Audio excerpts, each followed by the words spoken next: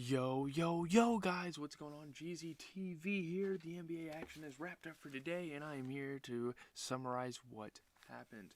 I'm having a lot of fun with this, by the way, and I'm going to keep doing it until the season is over. Then we'll figure something out. Why does my hair look so freaking wild? Whatever. We're going to start off with the game of the day, because it was the first game of the day. It was the Nets and Bucks. Giannis with a season high of 49. He outduels Kevin Durant, who also had a 40-point game. Let's go to the Bucks score there. Some big performances. Kevin Durant 42 and 10.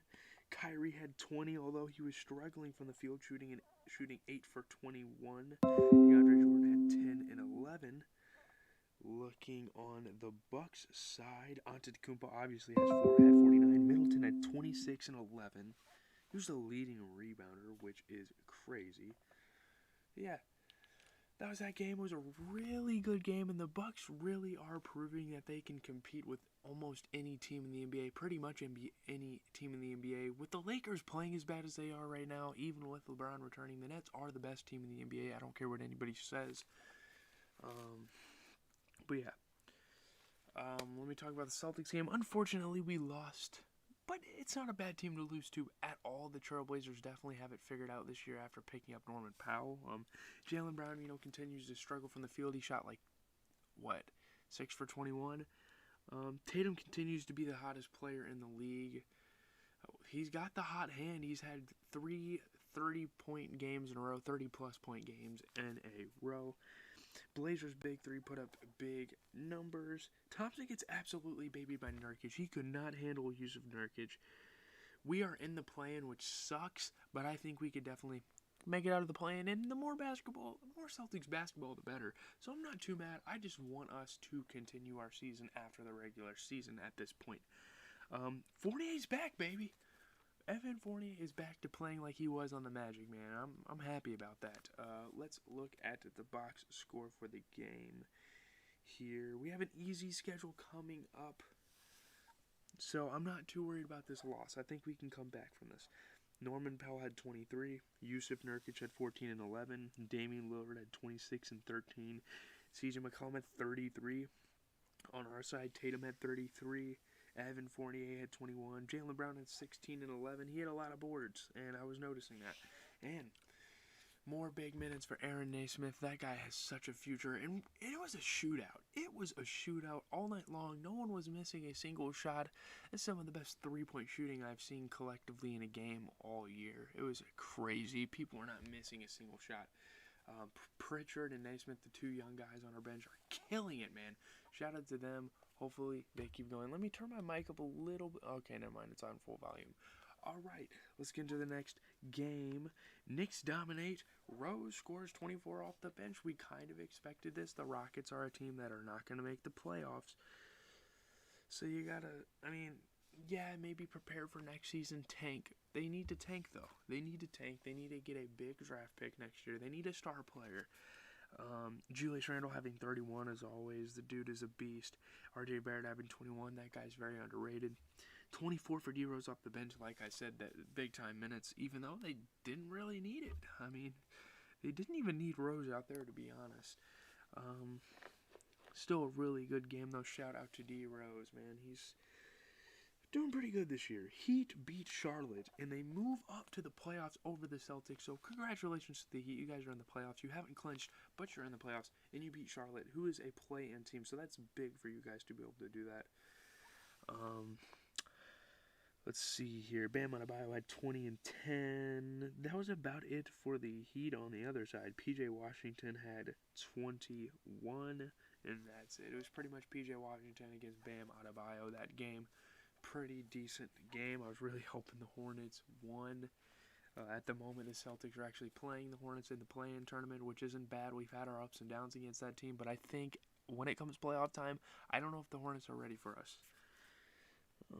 Suns barely beat the Thunder after the Thunder get beat historically bad. They remain atop the West, so yeah, Phoenix Suns are still on top here. Yeah, the Thunder were making a little comeback. They were down by 13, 15 or something like that. 13 to 15 points they were down. But yeah, Chris Paul had 18 and 11. Torrey Craig had 18 and 10. I remember him on the Nuggets, actually. He was pretty solid there. Booker had 32. On the other side, no one really stepped up. I mean, that's a big problem for the Thunder. They don't have that guy that can step in. Without Shea, I don't know what happened to Shea. He might have got a season-ending injury. I don't really know what happened, but without Shea, they couldn't get anything done.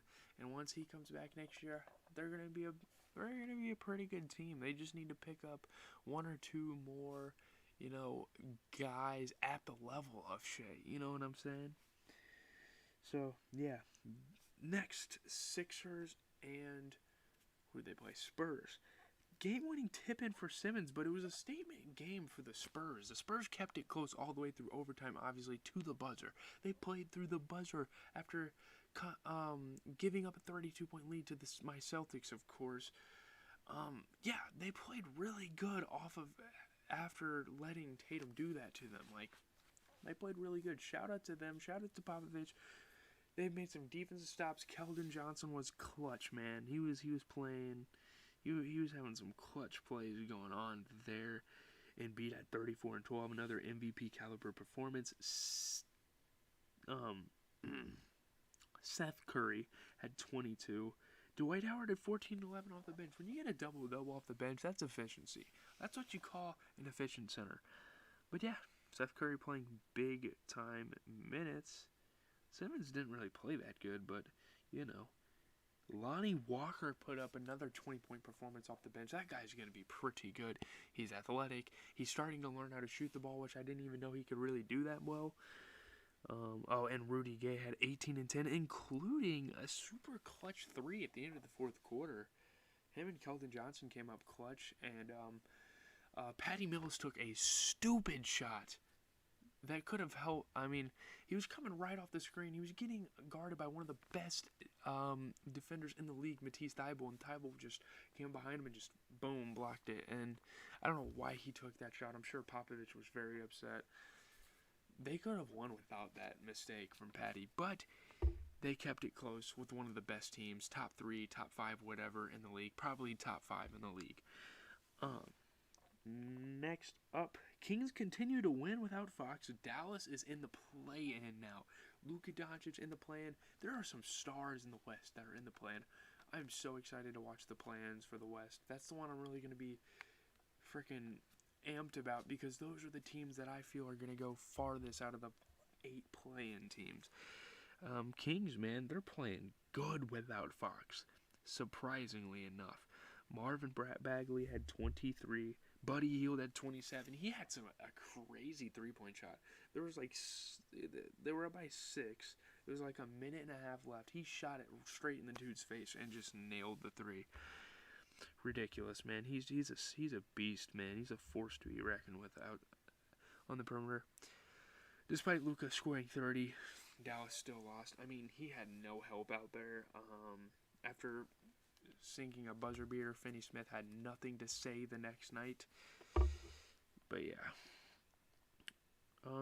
They didn't have Porzingis. That's understandable, I guess. They didn't even have Porzingis. That makes sense. Okay, that makes a little more sense. Not that Porzingis is like a star this year, but yeah. And the primetime game was a decent game. It got kind of close towards the end, but the Lakers have just been struggling. They were down by like 20 plus at one point.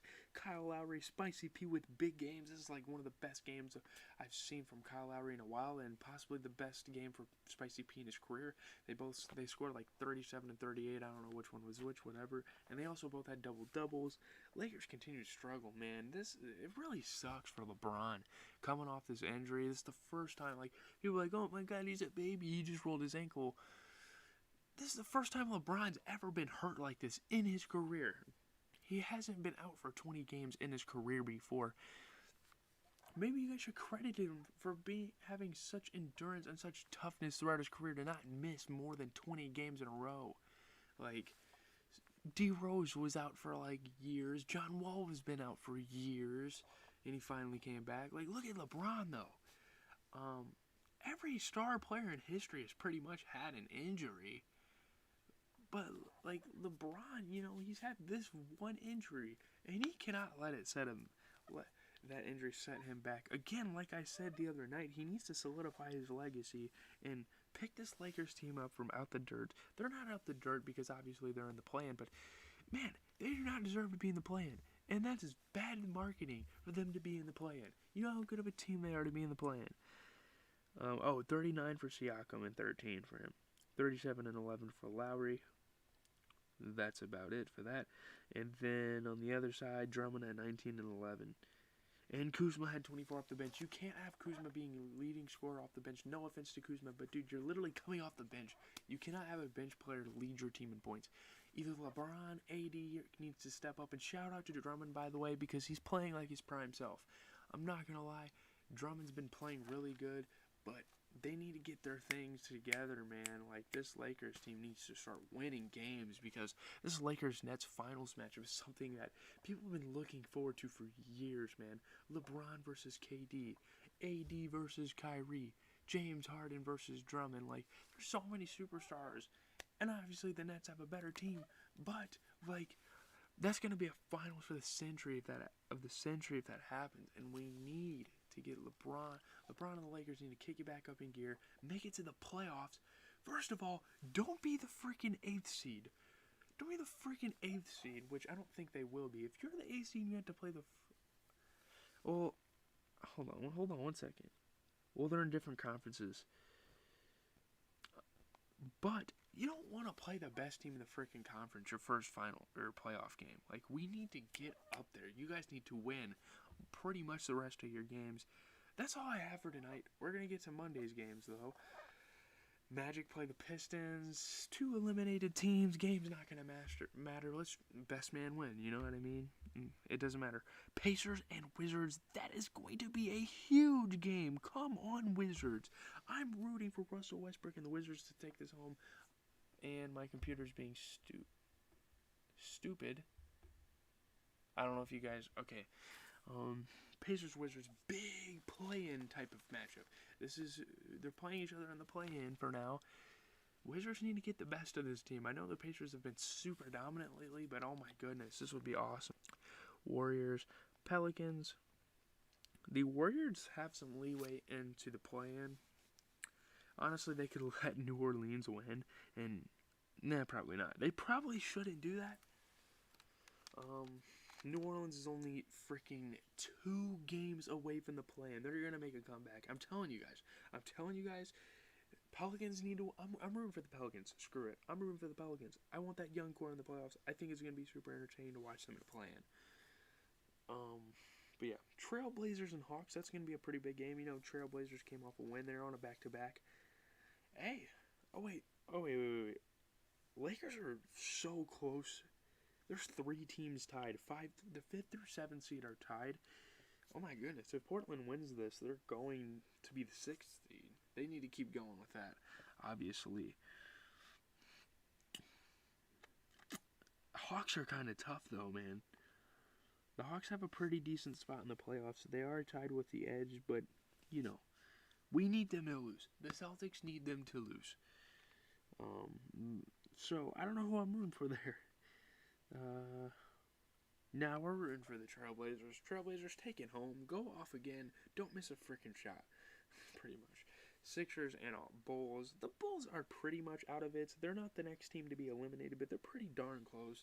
They'll probably be eliminated in the next 5 or 6 games with, like, barely anything left in the season. They'll probably get eliminated then. Let me say, though, the Raptors are on the come-up. They're only 2 games out of this play-in. And their guys have been balling lately. I would not be surprised if this Raptors team takes that 10th seed. Oh, it's going to be entertaining. And tomorrow I'm off work, so I get to watch these games. Let's go. Knicks and Grizzlies. Ooh, that's a pretty big game. Not for the Knicks, for the Grizzlies. It's a big game for the Grizzlies. They are 3 games into the plan, so they have some leeway. You know, they're in there for a little bit. But this is a game that you don't have to win, but if you win this, it's going to be a big-time win for them. Ooh, Spurs are on a back-to-back. They did compete against one of the best teams in the league, though, and if Jazz don't have Donovan Mitchell, I think this is a game the Spurs can win, to be honest with you. They have a really good team, and actually, There's so many teams I want in the playoffs. Like, bro, the Spurs, man. I watched a little bit of them tonight. I'm like, dude, this team is actually pretty freaking good. And in prime time, the Nuggets and the Lakers. Oh, yes. This game's going to be freaking amazing. Hopefully the Lakers don't get smacked, though. That's a tough part of their schedule after losing to the freaking Raptors. You got to go play the Nuggets. But if they do win, they can get that fifth seed. I don't know. We'll see what happens tomorrow. It's a little confusing for now, but it will clear up once we get to playoff time. And I feel like if the... Wait. They clinched a playoff berth. The Clippers clinched a playoff berth? How did the Nuggets not clinch a playoff berth, but the Clippers did? Okay, so I guess... I did not know that. So maybe Denver can clinch tomorrow night against the Lakers. King James, stop them, please. Anyways, that's going to do it for the video. I'll see you guys tomorrow night. I'm so excited for these games. Make sure you guys tune into them as well. It's the final stretch of the season. It's one of the most important parts of the